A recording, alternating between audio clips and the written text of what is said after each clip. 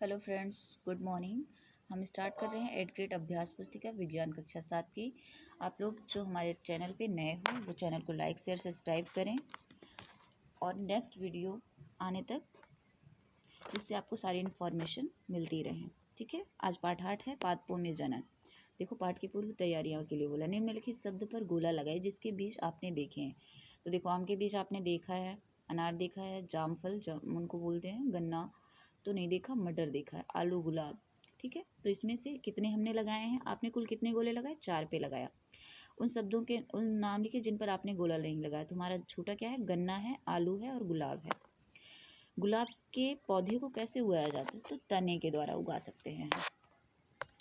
Next आप देख लो, इसमें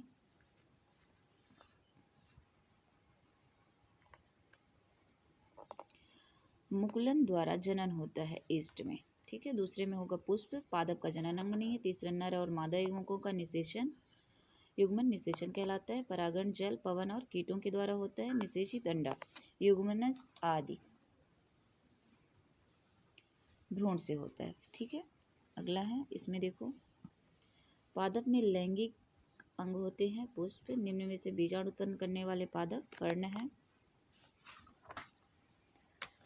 फिर देखो, द्विलिंगी पुष्प नर और मादा युग्मक पाए जाते हैं। एक ही पुष्प में सजीवों में जीवन चक्र के सही क्रम जन्म, वृद्धि, प्रजनन और मृत्यु। डी नंबर सही हो जाएगा।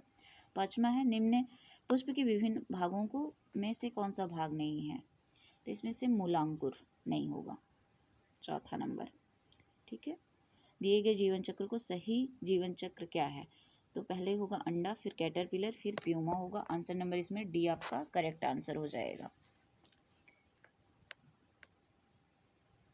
ठीक है, फिर आपका आता है सही जोड़ी। तो मुकुल कली क्या हो जाएगा हमारा? ए का तीसरा नंबर ईस्ट। देखो अच्छे से, ईस्ट हो जाएगा। आंख का क्या हो जाएगा हमारा? बी का आलू। सी का हमारा खंडन का क्या होगा? सेकेंड नंबर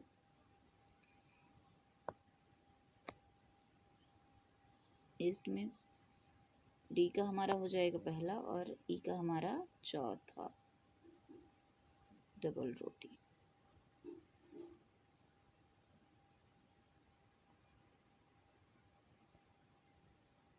ठीक है, आपने मिला लिया, 20 करेक्ट आंसर हमारा। देखो, अगला है, पादपों में जनन कितने प्रकार के होते हैं? उनके नाम लिखना। पादपों में 2 प्रकार के जनन होते हैं, लैंगिक और अलैंगिक।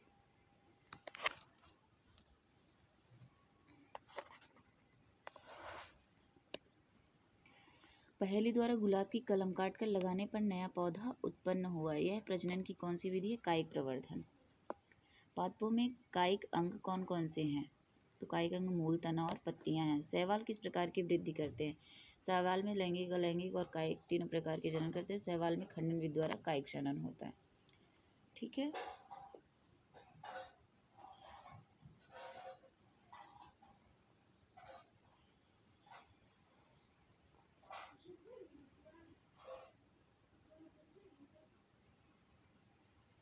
अगला है ब्रायोफिलन पथरचट्टा में प्रजनन की विधि समझाइए। तो बायोफिलम में पत्ती के किनारे के गर्त में कलिकाएं होती हैं। यदि इस पौधे की पत्तियां आर्द्र मृदा पर गिर जाएं तो प्रत्येक कलिका से मुकुल यानी कि नए पौधे को जन्म देगी। परागण किससे कहते हैं? किसी पुष्प के परागकोश से उसी पुष्प अथवा किसी अन्य पुष्प के वर्तिकाग्र पर पराग कणों का स्थानांतरण ही परागण कहलाते हैं। 2 प्रकार का होता है, स्वपरागण और परपरागण। ठीक है, अगला है निषेचन। निषेचन किसे कहते हैं? नर तथा मादा युग्मकों के युग्मन द्वारा बनी कोशिका युग्मनज कहलाती है। युग्मनज बनने के लिए नर और मादा युग्मकों के युग्मन का प्रक्रम निषेचन कहलाता है। नेक्स्ट है,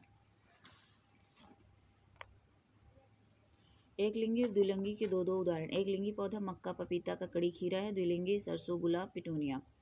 नर के पुष्प के नर और मादा जनन अंगों के नाम। तो पुष्प के नर और मादा जनन अंगों के नाम क्या क्या हैं? पुंकेसर पुष्प का हो गया और मादा का स्त्री केसर। गुड़हल के पुष्प का चित्र बनाकर नर एवं मादा युग्मकों में अंतर स्पष्ट करना है।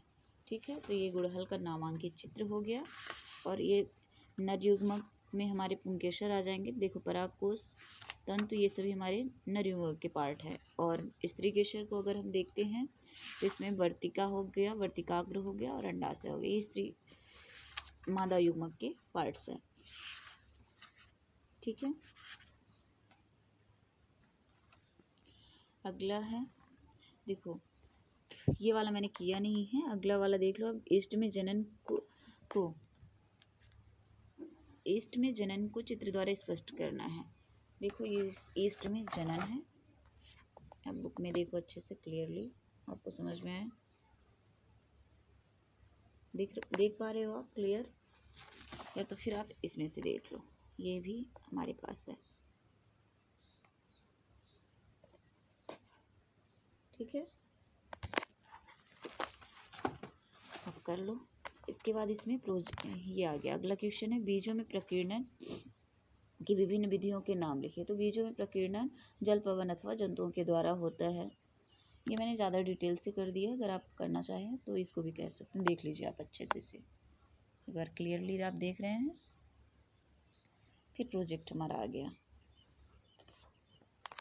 किसी गुलाब के गर्त को पर्व संधि काट कर गमले में लगाइए तथा उसमें कलम में होने वाली परिवर्तनों को 5 दिनों के बाद कोई परिवर्तन नहीं होगा, 15 दिनों में हल्की पत्तियां निकलेंगी, 1 महीने पश्चात फूल कली आएंगे और 3 महीने बाद उसमें फूल लगेंगे। ये देखो इनका प्रोजेक्ट दूसरे में बीजों का नाम लिखना है और इनका उपयोग लिखना है। तो लौकी है सब्जी, भिंडी के बीज सब्जी और गुलाब फूल के रूप में। ठीक है, थैंक यू।